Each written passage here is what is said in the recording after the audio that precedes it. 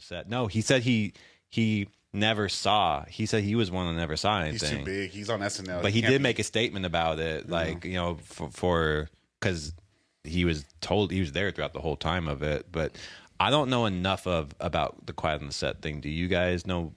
Marlene explained like a lot of the happenings, but you watched it. So Yeah. Well, the main thing, Quiet on the Set, is mainly focused around 3 specific, let's say, offenders. Goonies. Yes. And they were employed by Dan Schneider, which he's getting the main heat. But Quiet on the Set didn't necessarily focus at all on his actions. So I don't even know if he was doing stuff bad, but these 3 guys were doing heinous things, and the one with Drake Bell was just the worst. Yeah, I feel bad like even saying anything like disparaging just because like I didn't know any of that, because this is the first time he's speaking out about it, right? This is the first time he's come out, because he was always labeled as the John or Jane Doe in all of the filings, because he was a minor and they redacted his identity. But yeah, so I mean, this has literally affected everyone that, I wouldn't say everyone, but it's affected people that we've all seen on the screen growing up. Like, you know what I mean? Like, again, the ASMR. Sounds nice. Well, I was talking with Marlene yesterday. We all know at least some of these victims. I feel like from seeing their 50% of the people who are big names in Hollywood right now, they went through Nickelodeon or Disney. Well, the biggest like right Ariana, now, Ariana, yeah, dude. Raven, Zendaya. She went through it. Yeah, she was on there. She was on Disney Channel. I mean, they have like the whole all that cast. Keenan. Well, did he say anything about racism on set? Because I heard that covered a little bit. A little bit was, there was like a black kid whose parents were kind of like looking at some of the stuff funny that they had him doing. Like, there was a skit where they made him be covered in peanut butter, and they had dogs licking it off of him. And I mean, these are like 12-year-olds. So I'm like, when you're watching this, you're just like, oh, that's crazy. But stuff I was doing with peanut butter at 12, I didn't even want to know. You know what I mean? So it's just like, Dan Schneider was the head. He was the top showrunner. Producer. But he isn't the one, like, he getting scrutinized, but he's not the direct one being scrutinized. I believe it's the main thing is Brent guy or something with the Drake Bell. I think a lot of it is like he facilitated a culture of like not just misogyny, but like taking advantage of these actors. Because one of the guys, he was already a convicted sex offender. Oh, one of the people of the 3. Yeah, he was already, and they employed him, and they're in positions of power, right? Like, or at least have direct access to the... These are all direct access with the kid. Like, one of them was an acting coach for the kid. Like, these are all direct, handlers with these people.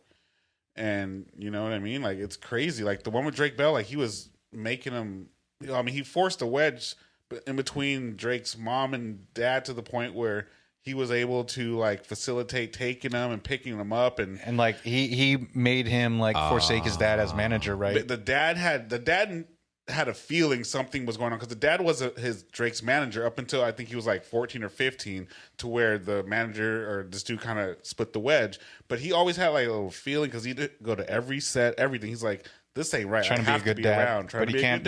He didn't see nothing. He didn't see anything directly, because he was there and making sure, but he was just like, this isn't. Stop feeling right. So once Drake kind of went with his mom, and his mom wasn't too attentive with this stuff, that's when, and then. So this dude Brian Peck, there you go, is the acting and dialogue coach. There you go, it's that guy, and he's and Drake Bell accuses him, and this guy Brian Peck is accused or arrested for sexual abuse against and lewd acts on children in 2003. And this is about that time, and so this was after that. The Drake stuff's after that. So that's when you were saying that they hired somebody that was it's crazy, like, and it's just like a registered sex offender. Statute of limitations 25 years.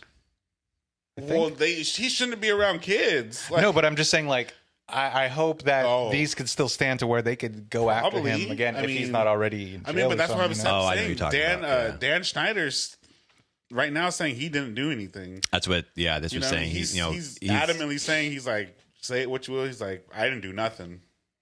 true or not, I have no idea. But the documentary focused on these 3 other guys. I think maybe too, like maybe he, maybe he paid him off, or like, or maybe he's like at the least facilitated a culture to where these guys could flourish and do their nefarious things. He enabled that to happen, because like nothing was.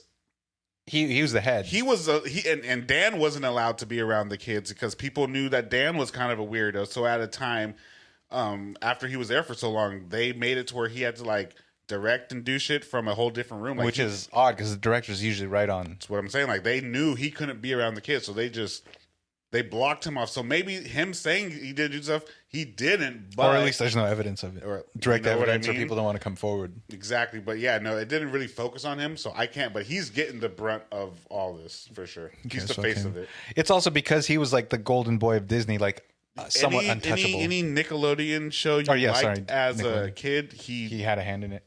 I fucking loved all that. Like, did that. Yeah. Wow. So this says at first Schneider denied sexualizing the young teen stars. Then he later responded and apologized for his actions and the inappropriate scenes that they said that some of his stuff could have been misconstrued, and he apologized. Basically, light apology. Apology, but not apology. I'm sorry for the way it made you feel. Type of thing. One of those little, yeah. Wow. When we wrote it, we didn't write it that way, but I can see how, because my mind is a scary place. Most I people can see how won't it get can be interpreted like that, but I didn't write it that way. That's what's Dan. We all know Laces Dan. Out, Dan. Laces out, Dan. Like 4 months ago. Drinking your beer? My bad. Yeah, it's all good. 4 months ago, we were probably talking about Drake Bell and being like, well, he was off his such rocker. A weirdo. And I know, like, over the years with Amanda Bynes, she's gotten a really, really brutal rap about, Well, yeah, because Schneider she was like part of it. He was like he probably helped promote her as the star to get her own spinoff, and then like you don't even want to know, because I doubt that she wants to talk about that. Like, but Joe Budden pointed this out too, and he said that the first people he's ever heard about it from his childhood talking weird about Hollywood was the 2 Coreys, and I know it was a little bit before Feldman? us with Feldman and the other one who passed away, Haim. Corey Haim, yeah. I don't know Corey. And Haim. Corey Haim and Corey Feldman were the golden boys in that generation. Friends with MJ. Everybody, and they were just making music like MJ currently. You got to put that clip up. Like, I know, I should, I will. But that's what he was saying. He's like, look, this guy's been saying it's been so weird. Look how he is. He's off his rocker. I mean, this goes back to, I think we were having the conversation last time. Child stars. Is it possible for a child star, for children, to be in anything that makes money under an older? Not when you're that big. Like, you could be, I think, semi-famous and get out. Well, look at, like, I think it definitely, if it's, I think within these sort of channels of Disney or Nickelodeon, no, because I think there's this massive exploitation and abuse. Yeah. But look at Dylan Cole Sprouse from the twins that were Big Daddy with Adam Sandler. Yep. They're successful, like, adult actors now, and I don't think that there's any they haven't said anything about a history of abuse, but they're. But I wouldn't call them prolific child actors. No. You know what I mean? They got big somewhat in a small thing.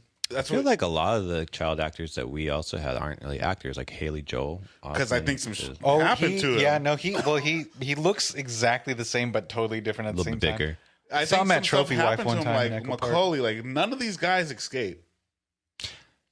Well, because we all know it's a LA can be a dark place if no matter what. Even like something over sexualized or whatever like that, you're someone's screwing you with money, and then gets abused either way. Some financial. way, like I haven't heard a case where it's just like all just. Doesn't he still look the same to me? Yeah, he looks just, the same. Just a little bit. No one just has a case where it's like my mom's still my manager, and you know. Yeah, because like we all know what happened with Britney Spears, like with her dad, like with everybody, Shy and his dad. Everybody. I never saw Honey Boy, so I don't. Good, I didn't. Everybody. There's no. I don't think there's anyone like that. Like the Jacksons were telling us, bro. Like, that was straight up too. Yeah, like, that was like because like everyone was knew like, it. No. Well, like this is not even. I think this is just like maybe execs or people like covering up stuff. Like with Bill Cosby, like it was well known across the industry. Like he was shady, but like I think execs and whoever people in power were like covering up for him, enabling this behavior to happen. it's like it's a weird thing because it's like we allow child stars, and technically they're working, right? Mm-hmm. But we don't allow children to work, and they're working long hours. Like it from the jump doesn't make sense. Not saying they shouldn't be able to, but you know what I mean? We don't allow kids to work. Well, you know, there are laws that are trying to be enacted to like where kids can work. Like, because there's child labor, but it's like hush hush. But there's kids that do need to work circumstantially. I'm not saying. I mean, like, babies are protected on set. Because, like, they have babies all the time in, like, TV shows and movies that are, like, these are fucking babies that are not fucking babies, sorry. These are babies that are just a few months old and they're being on camera and whatever, you know? It's crazy. How do you feel about Elijah Wood, just when you think about him? Trusting? Do you like him? He's got eyes that says I've seen too much. Because he in 2006... Very vulnerable eyes, like soft, but like full of dread. Yeah. Or I didn't know this, but in 2016, he had come out about Hollywood engaging in an organized child sex ring thing.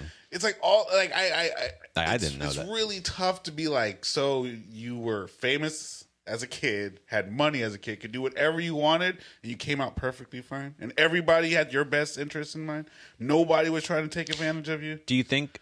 But then it doesn't really seem to matter if your parents are on set or not. No, it kind of. It doesn't seem to matter if you like. Does like they have to kind of be there, and then you get those people that are overbearing, and we're trying to demoralize them. You get the LeVar Balls, and maybe he's really just trying to be a good parent. Like, well, yeah. he also was playing the game. Yeah, I think he did a great job. But I would say because with like kids though, specifically with acting, you kind of maybe not write them off is the right term, but. They're like, oh, they're eccentric because they're actors. It's part of their process. They're just weird. But then, and then I just feel like their parents are like, well, I can't foster that. Let me take you to a coach or someone that knows what they're doing, and then we're back down this road. Yeah, it's kind of the whole industry is enabling this sort of behavior. Totally, it's kind of crazy going through this. The dude who was Ted, I think, in Bill and Ted or Ted.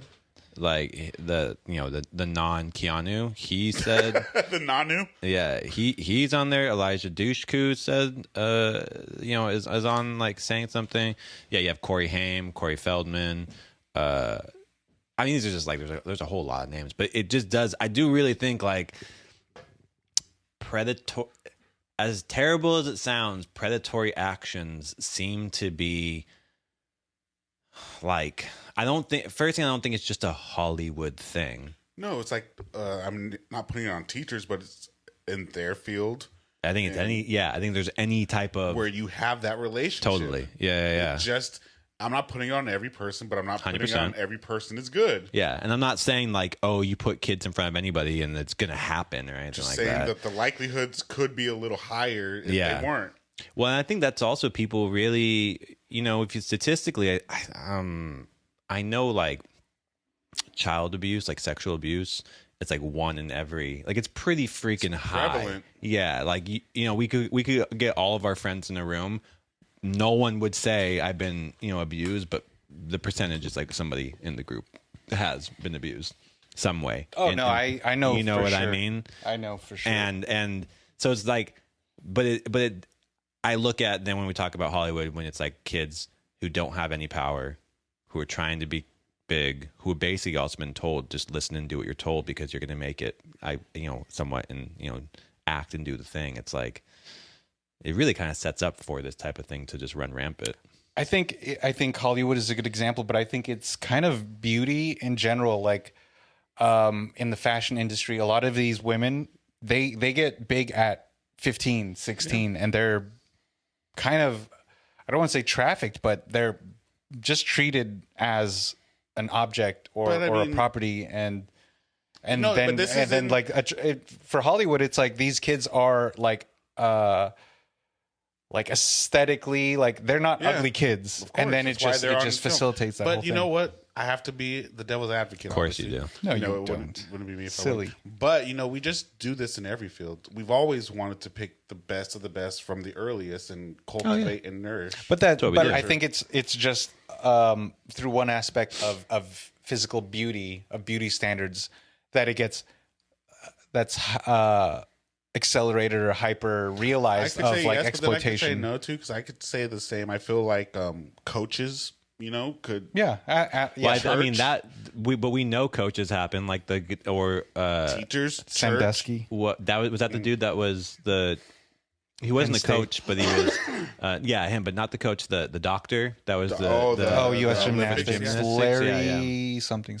Yeah. It's like I wouldn't put it on everybody, but says 1 in every 4 girls and 1 in every 20 boys in the U.S. has experienced child sexual abuse. So like I think you get everybody there, but like I said, no one really speaks about it, kind of thing. And I think anywhere it is like you put somebody in power, coach, doctor, whatever it is, teacher, kind of thing. I also think that some of it comes into play about demographic as well. Of course, but then it doesn't, because then that all goes away, because it really is not like you could have the most affluent child get taken advantage of by. I think that you can, but I'm saying percentile wise, and not maybe I'm not talking maybe like money, but more so like race. Like I think that there's probably people are put into different, like if you have structures of watching over kids to not maybe. I don't know though. I'd have to actually do statistics on this. Well, I'd say like if you were a kid, a minor, and you were lucky enough to not experience any sort of cases of abuse, like specifically women, as you get older, like you're going to be exposed to it, but you don't necessarily have the knowledge or the support system or something. If you do experience it, like who are you going to tell? Not the Ghostbusters. Sorry. Did you see the new movie? I did not. Kind of want to. And it was supposed to be who you going to call, not who you going to tell. I guess sticking on heavy subjects, we'd knock them out early this time. I was going to say earlier when you mentioned Israel bombing Iran, and I don't know if you wanted to speak about them in the World Central Kitchen and well, I specifically, this one stuck out because I was it was just getting back into painting, and I was talking to Marlene, and it was like, oh, maybe like I want to do a thing where like a portion of like every painting or something I sell, like I could donate it to a charity. And I specifically was like World Central Kitchen, because I was like, they're on the ground in Gaza, and like a lot of notable names are attached to it. And I checked, because if you see a advertisement for a charity on Instagram, I'm like, oh, okay, like there's a lot of scams out there, especially for right now, I think, whether Ukraine or Gaza or something.